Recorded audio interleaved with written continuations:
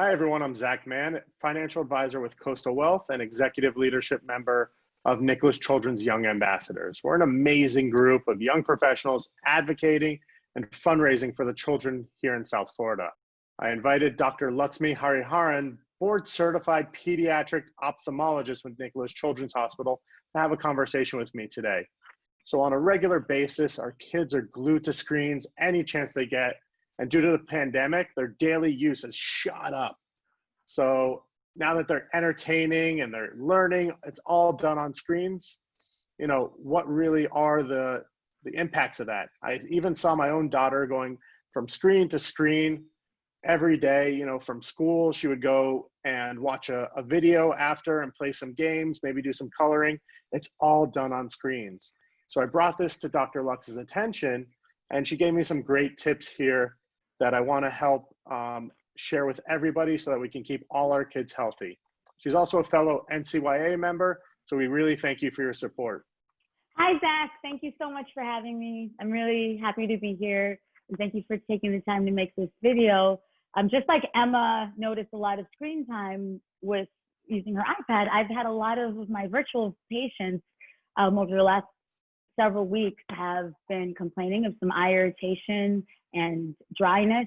And part of that, I believe, is from this increased use of screens. And this is something we now have this new COVID era of social distancing and virtual learning. And now the schools are out. However, our children were noticing their increased prolonged use of devices, not just computers, iPads, TVs, video games. And what this does, in fact, is two things. One, we have a decreased blink rate often when we're on these devices.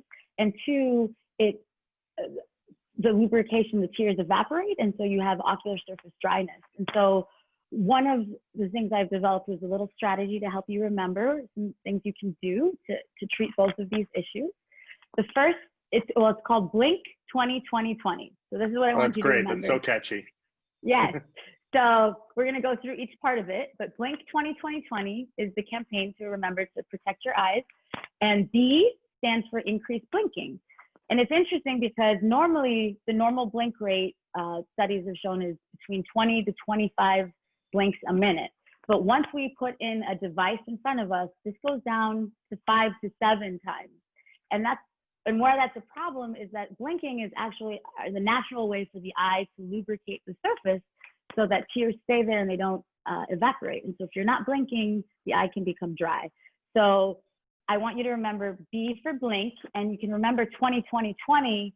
Every 20 minutes, you look at something 20 feet away and blink for 20 seconds. And this will help you.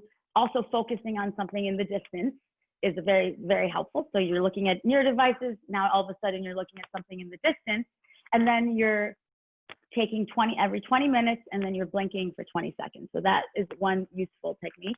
And when you do that, I want you to relax your shoulders back and adjust your neck, because we also tend to strain all of our muscles on the near focus for so long. And that can also present with headache, neck ache, or eye strain. So that's the B for Blink 20-20-20. And then L is lubrication. So I want you to use, there's over-the-counter artificial tears. You want them to say preservative-free on the bottle, and there's different examples. Sustain, Genteel, Refresh are all common brands. You can get them at any over-the-counter store. And you want to lubricate your eyes 4 to 6 times throughout the day. That will also really help with the ocular surface.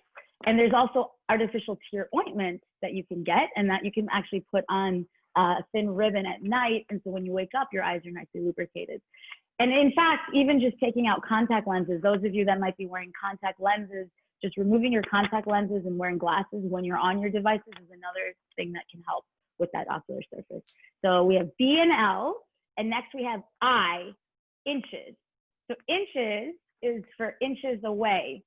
So in fact, your computer screen, the distance, it should be about an arm's length away, about 25 inches. And you should be looking down at a 15-degree angle. And why do you look down? It's because your eyelids actually serve as a natural protective barrier for tears to evaporate. So when you look down at that angle, it actually helps with keeping your eyes lubricated. So that is something, and parents, you can help with adjusting things like contrast, glare, lighting on the computer screen during those long virtual classes.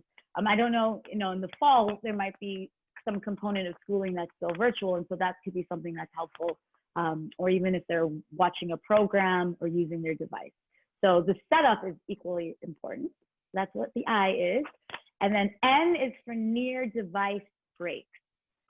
As I mentioned before, often when kids take breaks from their computers during virtual learning, I don't know if Emma does this, but they might grab their iPad, or they might grab some other screen like TV or iPhone.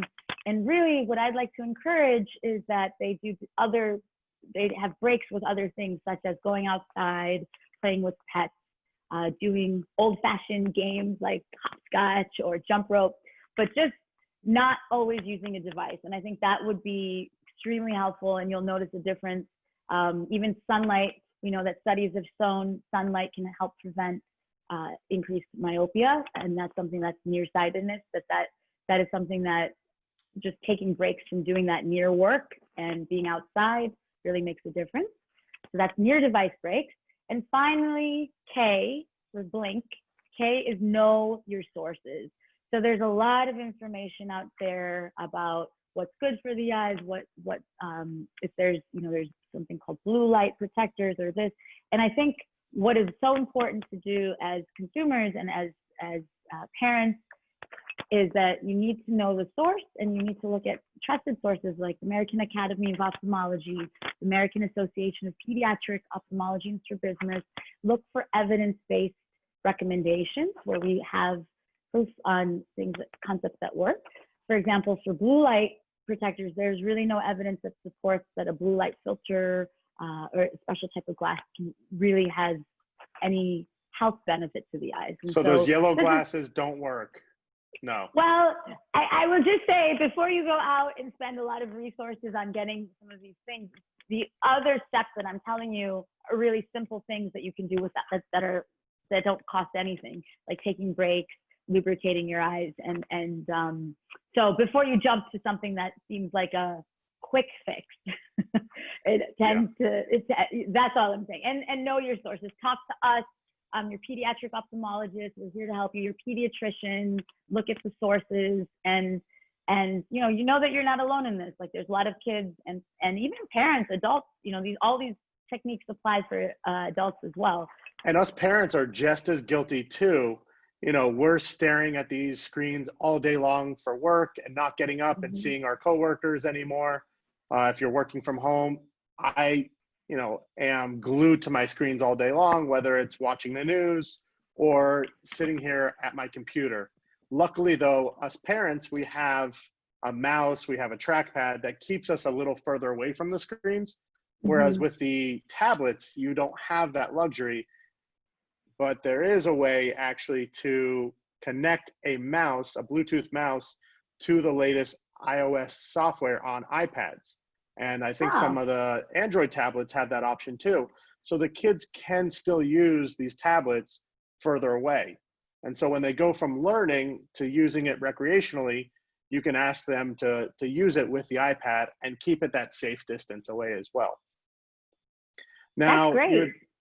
Thanks. You had mentioned also that you want them to look away from the screens for 20 seconds. Some kids don't have that attention span to be able to focus on something for 20 seconds. So something I thought of with Emma is, let's play I Spy.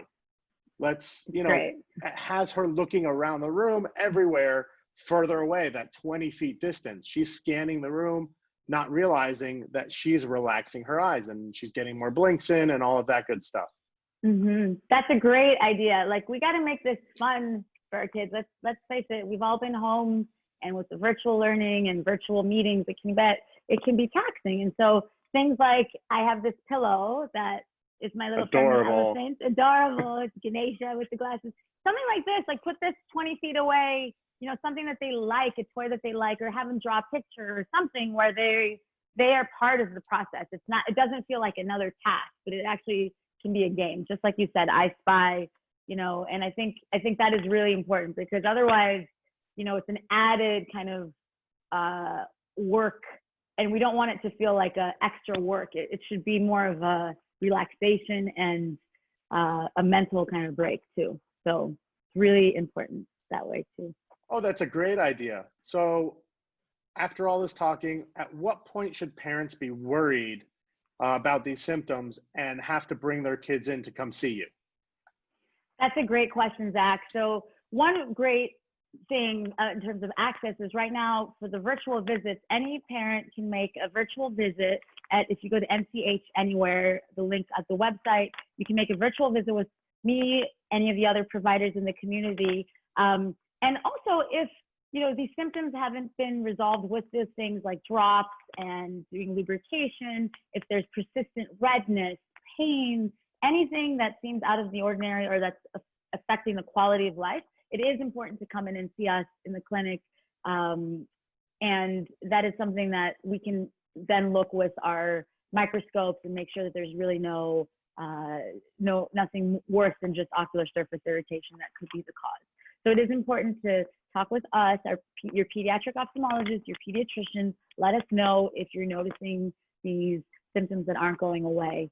And we'd be happy to help you. Well, thank you so much for joining me today. And if anyone wants to get involved with NCYA, the Nicklaus Children's Young Ambassadors, here's the link below to be able to do so. And we look forward to helping this community any way we can, virtually, in person. And I hope to see you soon, Dr. Lux. Me too. I hope to see you soon. Bye. Take care. Thanks again. Thank you. Thank you. Bye.